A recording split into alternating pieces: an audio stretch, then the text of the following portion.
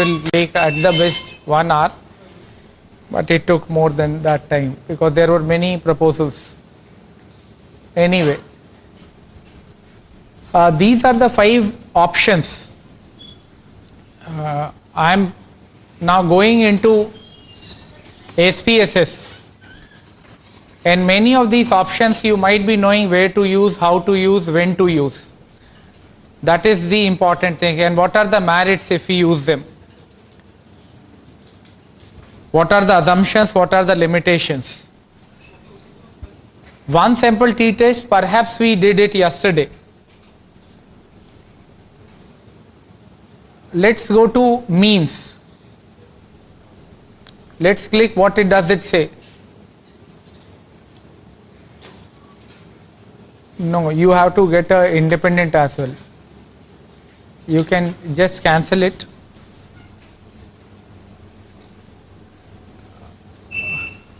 Create that 20, 30, some random numbers up to 5. Some random numbers. This is for very naive and people who are starters, what I am going to do. And progressively I will move towards more complex things, but try to handle those things in an easy fashion. You can name those variables based on gender.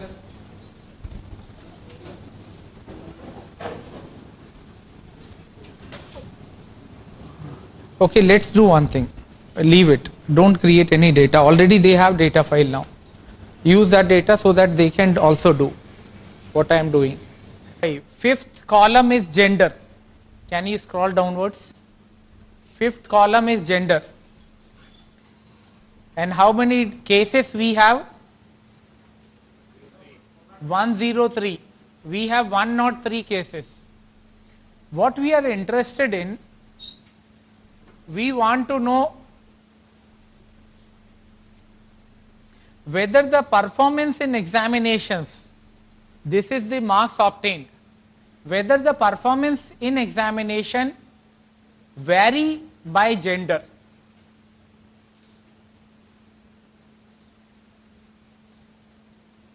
Or, I am paraphrasing, performance of females is significantly different than of males. If that is the hypothesis, we want to test it. Which test to apply? Z test. Anyone else? Why agree? Z or T, they all depend upon the sample size, parametric, non-parametric, few of this thing. But in SPSS, what options we have? What options we have? Go to analyze. Have you got the research question? What is the hypothesis? Hypothesis is, if you take null, null is no difference between the marks obtained by females vis-a-vis boys. The option which we have is independent sample t-test, since if sample moves towards say greater than 30, more or less it approximate symmetric distribution. So here this is the option, independent sample t-test, comparing means. Click it. You just click it. Stop here only. This gender we have coded differently. Come to cancel. Go to variable view. See how gender is coded. Make it nominal. You have to be very careful. You will learn the implications of this today.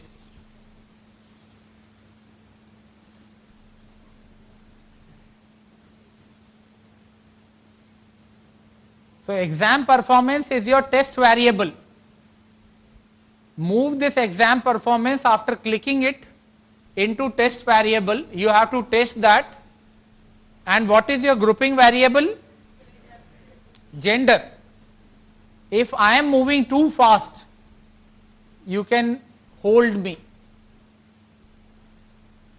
Next is gender. So gender, where you have to move in the grouping variable.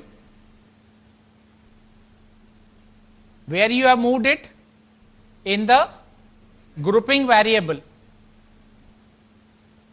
Then you have to define groups.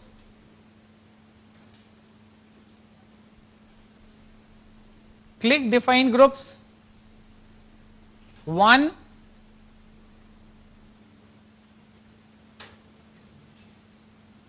and 2. That is how we have coded them. 1 and 2. Click continue. Click continue. Let's see what options we have.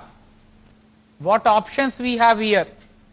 Confidence interval percentage, by default it is 95%, not a issue. Here we can now continue.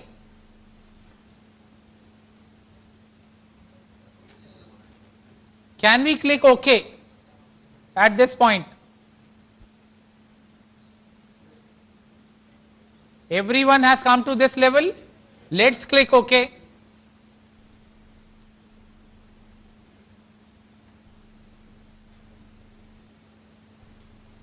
You have to paste again, open the W, this thing, Word file.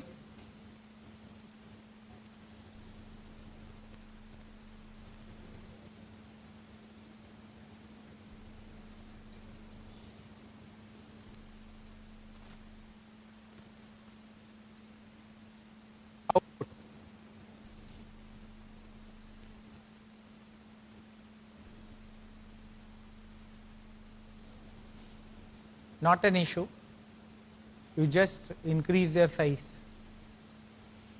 What are you doing?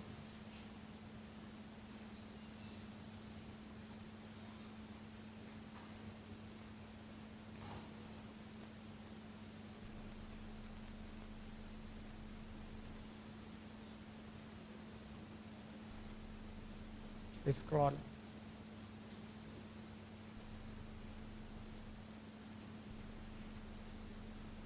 Leave it.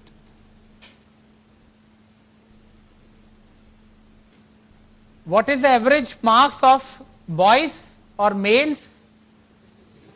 56 point something. Average marks scored by females, again it is 56.4510. More or less the marks are equal.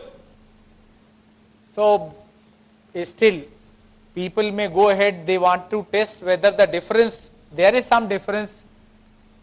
Males are on higher side, normally they are not. In 12th class examinations we saw, every year we are witness to that. So still the data is so. And we want to check whether the difference is significant or not.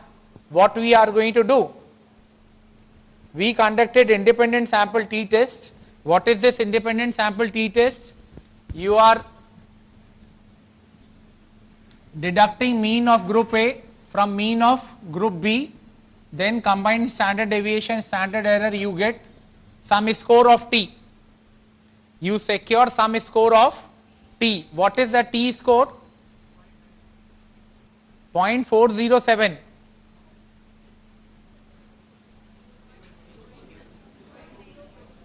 .047.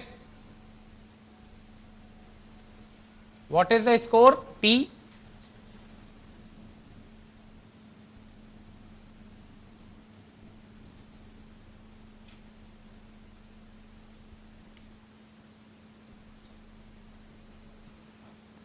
This is the calculated value. This is you can do by hand as well. You go by calculated value. And this calculated value suggests that what is the significance level? 0.963. So what we should do?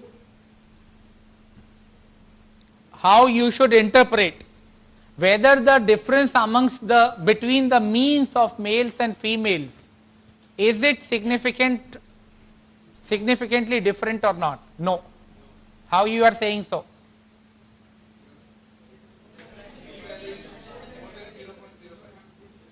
P value is more than 0.05. Therefore, so what will be your conclusion? How you are going to conclude?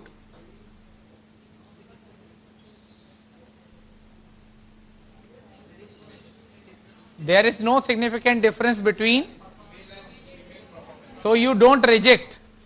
Either you reject or don't reject. It is nothing like accepted or rejected. Either you reject or not reject. So you do not reject that there is a significant difference between males and females. There is some test which is given before, that is Leibniz test of equality. Is it of any use? Why? Since it is given, it is of use. It must be having some use. What use it is having? Which assumption? What is that assumption? What is that assumption of equal variance?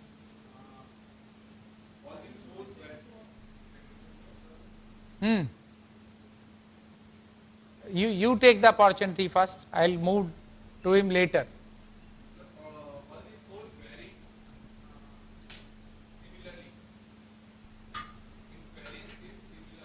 In amongst what? There are marks. There are some marks. What does that mean? How does it affect us? That is true, but we should know now at this stage, we should know what this assumption means.